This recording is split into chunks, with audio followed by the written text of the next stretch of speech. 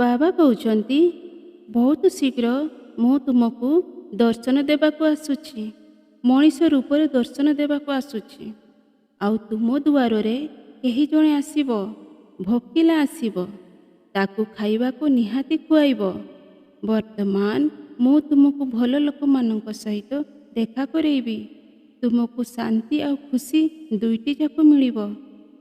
ତୁମେ ଯେଉଁ ମୋତେ ଆଗରୁ ଦେଇଥିଲ, ମୋତେ ବହୁତ ପସନ୍ଦ ଆସିଥିଲା। ମୁଁ ପୁରା ମନରୁ ଏହାକୁ ସ୍ୱୀକାର କରୁଛି। ଆଉ ତୁମର ଘରରେ ଶାନ୍ତି ଆଉ ଖୁସି ରହିବ। ମା ଲକ୍ଷ୍ମୀଙ୍କର ବିଶେଷ କୃପା ବି ତୁମ ଘରେ ରହିବ।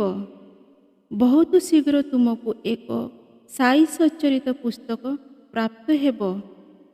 ଆଶ୍ଚର୍ଯ୍ୟ ହୁଅ ନାହିଁ, ମୋତେ ଜଣାଅଛି ମୋର କିଛି ସନ୍ତାନ ଘରେ ଅଛି, ଆଉ କିଛି ସନ୍ତାନଙ୍କ ପାଖରେ ନାହିଁ।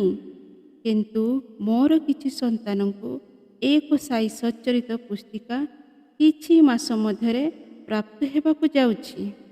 ତାକୁ ତୁମେ ମୋର ଆଶୀର୍ବାଦ ମାନିବ। ମୁଁ ନିଜେ ସେହି ରୂପରେ ତୁମକୁ ଦର୍ଶନ ଦେବାକୁ ଆସିବି। ସବୁଦିନ ପାଇଁ ତୁମ ପାଖରେ ରହିବି। ଆଉ ଯେଉଁମାନେ ଚିନ୍ତିତ ଅଛ, ସେହି ସନ୍ତାନମାନେ ଶୁଣ, ତୁମେ ହସ୍ପିଟାଲରୁ ସୁରକ୍ଷିତ ଫେରିବ। ପୁଣି ଥରେ ଶୁଣ, ହସ୍ପିଟାଲରୁ ସୁରକ୍ଷିତ ଫେରିବ।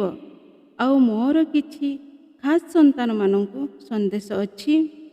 ଚିନ୍ତା କର ନାହିଁ, ପିଲାମାନଙ୍କର ପାଠପଢ଼ାରେ ମନ ଲାଗି ରହିବ। ଆଉ ଶୁଣ, ମୋର କିଛି ସନ୍ତାନମାନେ ମୋତେ ପ୍ରଶ୍ନ କରିଥିଲେ। ସେଥିପାଇଁ କହୁଛି ଯେ କାହାକୁ ବି ନିଜ ହାତ ଦେଖାଇବା ଦରକାର ନାହିଁ। ଆଉ ନା ନିଜର ଜନ୍ମପତ୍ର କାହାକୁ ଜଣାଇବା ବି ଦରକାର ନାହିଁ। ମୋର କିଛି ସନ୍ତାନ ପଛରେ କିଛି ଲୋକ ଥିଲେ। ତାଙ୍କୁ ଫସାଇବାକୁ ଚେଷ୍ଟା କରୁଥିଲେ, ହେଲେ ସେମାନେ ସଫଳ ହୋଇପାରିଲେ ନାହିଁ। କିନ୍ତୁ ମୋର ସମସ୍ତ ସନ୍ତାନମାନଙ୍କୁ ଏହା ଆଦେଶ ଦେବି, କେଉଁଠି ବି ଦସ୍ତଖତ କରିବା ପୂର୍ବରୁ ତାକୁ ତୁମେ ନିହାତି ପଢ଼ିବ। ନିଜେ ପଢ଼ିବ, ତାପରେ ଦସ୍ତଖତ କରିବ। ଛଳନାରୁ ବଞ୍ଚିବ। ଆଉ ଯେ ତୁମେ ମୋତେ ଦେଇଥିଲ, ତାହା ମୋତେ ବହୁତ ପସନ୍ଦ ହୋଇଛି।